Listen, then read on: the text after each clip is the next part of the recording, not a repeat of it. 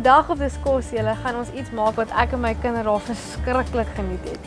En my ma gaan vir ons wys hoe om dit te maak. So, ons gaan stokbrode bou. So mens kry vir jou deeg. Jy kan dit self maak natuurlik as jy nou 'n baie goeie huisvrou is. Of dit kan sommer maar net so van Spar of OK Minimark of so afkom.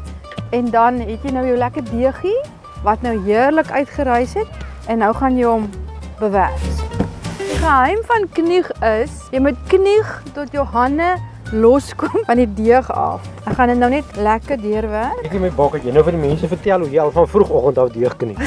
Ek is 'n baie eerlike mens. Ek het nie veel nodig om verskriklik baie te knieg nie. Maar die deeg moet nou weer 'n bietjie rys. Dit kan wees tussen 10 en 30 minute. Die deegie is gereed vir aksie. Ons gaan nou die deeg opsny in ewe groot dele sodat ons dit nou egalig kan op die stok draai.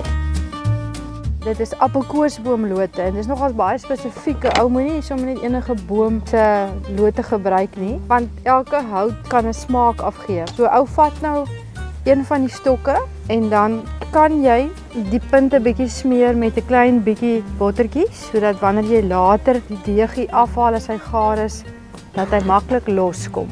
En dan die idee is nou dat jy hom nou om die stok draai. Die hele tegniek van hom om hom gaar te maak, jy moet hom gedurig oor die warme hitte moet jy hom draai tot hy heel deur gaar is.